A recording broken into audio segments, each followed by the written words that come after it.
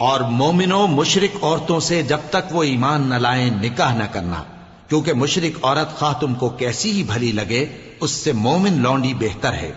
اور اسی طرح مشرک مرد جب تک ایمان نہ لائیں مومن عورتوں کو ان کی زوجیت میں نہ دینا، کیونکہ مشرک مرد سے خواہ وہ تم کو کیسا ہی بھلا لگے مومن غلام بہتر ہے۔ یہ مشرک لوگوں کو دوزخ کی طرف بلاتے ہیں، اور اللہ اپنی مہربانی سے بہشت اور بخشش کی طرف بلاتا ہے، اور اپنے حکم لوگوں سے کھول کھول کر بیان کرتا ہے تاکہ نصیحت حاصل کریں۔ اور تم سے حیض کے بارے میں دریافت کرتے ہیں، کہہ دو وہ تو نجاست ہے، سو ایام حیض میں عورتوں سے کنارہ کش رہو، اور جب تک وہ پاک نہ ہو جائیں ان سے مقاربت نہ کرو۔ ہاں جب وہ پاک ہو جائیں تو جس طریق سے اللہ نے تمہیں ارشاد فرمایا ہے ان کے پاس جاؤ،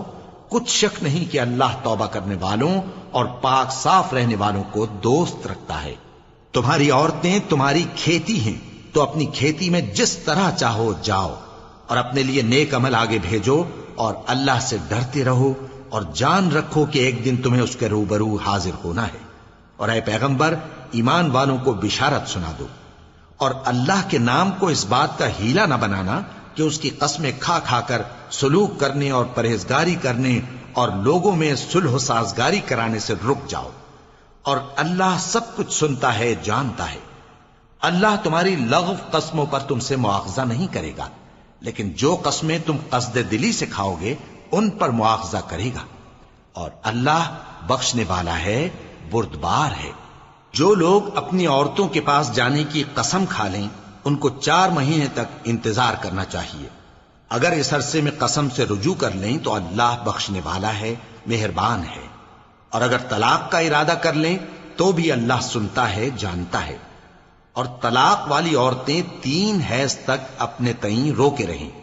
اور اگر وہ اللہ اور روز قیامت پر ایمان رکھتی ہیں تو ان کو جائز نہیں کہ اللہ نے جو کچھ ان کے شکم میں پیدا کیا ہے اس کو چھپائیں،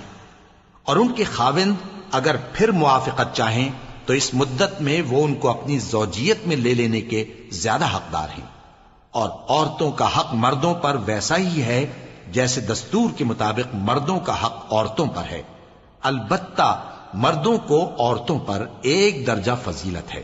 اور اللہ غالب ہے، صاحب حکمت ہے۔ طلاق صرف 2 بار ہے، یعنی جب 2 دفعہ طلاق دے دی جائے تو پھر عورتوں کو یا تو بطریق شائستہ نکاح میں رہنے دینا ہے یا بھلائی کے ساتھ چھوڑ دینا، اور یہ جائز نہیں کہ جو مہر تم ان کو دے چکے ہو اس میں سے کچھ واپس لے لو۔ ہاں اگر زن و شوہر کو خوف ہو کہ وہ اللہ کی حدوں کو قائم نہیں رکھ سکیں گے تو اگر عورت خاوند کے ہاتھ سے رہائی پانے کے بدلے میں کچھ دے ڈالے تو دونوں پر کچھ گناہ نہیں۔ یہ اللہ کی مقرر کی ہوئی حدیں ہیں، ان سے باہر نہ نکلنا، اور جو لوگ اللہ کی حدوں سے باہر نکل جائیں گے وہ گناہگار ہوں گے۔ پھر اگر شوہر 2 طلاقوں کے بعد تیسری طلاق عورت کو دے دے تو اس کے بعد جب تک عورت کسی دوسرے شخص سے نکاح نہ کر لے اس پہلے شوہر پر حلال نہ ہوگی۔ ہاں اگر دوسرا خاوند بھی طلاق دے دے اور عورت اور پہلا خاوند پھر ایک دوسرے کی طرف رجوع کر لیں تو ان پر کچھ گناہ نہیں، بشرطے کہ دونوں یقین کریں کہ اللہ کی حدوں کو قائم رکھ سکیں گے، اور یہ اللہ کی حدیں ہیں، ان کو وہ ان لوگوں کے لیے بیان فرماتا ہے جو علم رکھتے ہیں۔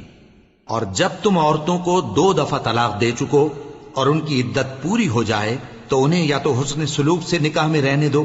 یا بطریق شائستہ رخصت کر دو،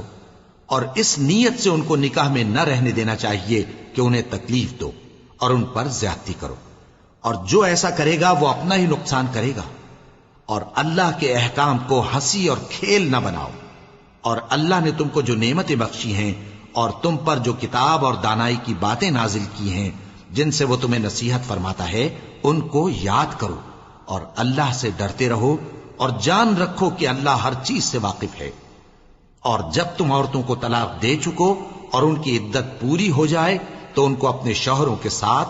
جب وہ آپس میں جائز طور پر راضی ہو جائیں نکاح کرنے سے مت روکو۔ اس حکم سے اس شخص کو نصیحت کی جاتی ہے جو تم میں اللہ اور روز آخر پر یقین رکھتا ہے، یہ تمہارے لیے نہایت خوب اور بہت پاکیزگی کی بات ہے،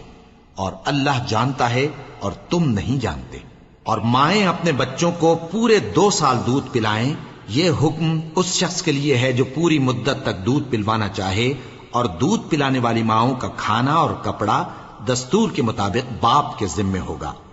کسی شخص کو اس کی طاقت سے زیادہ تکلیف نہیں دی جاتی، تو یاد رکھو کہ نہ تو ماں کو اس کے بچے کے سبب نقصان پہنچایا جائے اور نہ باپ کو اس کی اولاد کی وجہ سے نقصان پہنچایا جائے، اور اسی طرح نان و نفقہ بچے کے وارث کے ذمے ہے۔ اور اگر دونوں یعنی ماں باپ آپس کی رضامندی اور صلاح سے بچے کا دودھ چھڑانا چاہیں تو ان پر کچھ گناہ نہیں،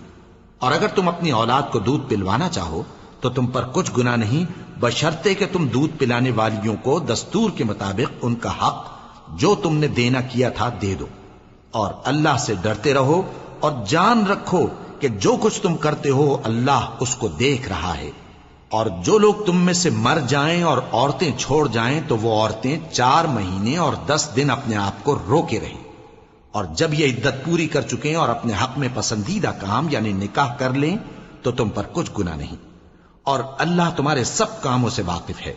اگر تم اشارے کنائے میں عورتوں کو نکاح کا پیغام بھیجو یا نکاح کی خواہش کو اپنے دلوں میں مخفی رکھو تو تم پر کچھ گناہ نہیں۔ اللہ کو معلوم ہے کہ تم ان سے نکاح کا ذکر کرو گے، مگر ایام عدت میں اس کے سوا کے دستور کے مطابق کوئی بات کہہ دو، پوشیدہ طور پر ان سے قول و قرار نہ کرنا، اور جب تک عدت پوری نہ ہو لے نکاح کا پختہ ارادہ نہ کرنا، اور جان رکھو کہ جو کچھ تمہارے دلوں میں ہے اللہ کو سب معلوم ہے، تو اس سے ڈرتے رہو اور جان رکھو کہ اللہ بخشنے والا ہے، حلم والا ہے۔ اور اگر تم عورتوں کو ان کے پاس جانے یا ان کا مہر مقرر کرنے سے پہلے طلاق دے دو تو تم پر کچھ گناہ نہیں، ہاں ان کو دستور کے مطابق کچھ خرچ ضرور دو، یعنی مقدور والا اپنے مقدور کے مطابق دے اور تنگ دست اپنی حیثیت کے مطابق۔ نیک لوگوں پر یہ ایک طرح کا حق ہے۔ اور اگر تم عورتوں کو ان کے پاس جانے سے پہلے طلاق دے دو لیکن مہر مقرر کر چکے ہو تو آدھا مہر دینا ہوگا۔ ہاں اگر عورتیں مہر بخش دیں یا مرد جن کے ہاتھ میں عقد نکاح ہے اپنا حق چھوڑ دیں اور پورا مہر دے دیں تو ان کو اختیار ہے، اور اگر تم مرد لوگ ہی اپنا حق چھوڑ دو تو یہ پرہیزگاری کی بات ہے، اور آپس میں بھلائی کرنے کو فراموش نہ کرنا۔ کچھ شک نہیں کہ اللہ تمہارے سب کاموں کو دیکھ رہا ہے۔ مسلمانوں، سب نمازیں خصوصاً بیچ کی نماز یعنی نماز عصر پورے اہتمام کے ساتھ ادا کرتے رہو اور اللہ کے آگے ادب سے کھڑے رہا کرو۔ پھر اگر تم خوف کی حالت میں ہو تو پیادے یا سوار جس حال میں ہو نماز پڑھ لو۔ پھر جب امن و اطمینان ہو جائے تو جس طریق سے اللہ نے تم کو سکھایا ہے جو تم پہلے نہیں جانتے تھے اللہ کو یاد کرو۔ اور جو لوگ تم میں سے مر جائیں اور عورتیں چھوڑ جائیں وہ اپنی عورتوں کے حق میں وصیت کر جائیں کہ ان کو 1 سال تک خرچ دیا جائے اور گھر سے نہ نکالی جائیں۔ ہاں اگر وہ خود گھر سے چلی جائیں اور اپنے حق میں پسندیدہ کام یعنی نکاح کر لیں تو تم پر کچھ گناہ نہیں، اور اللہ زبردست ہے، حکمت والا ہے۔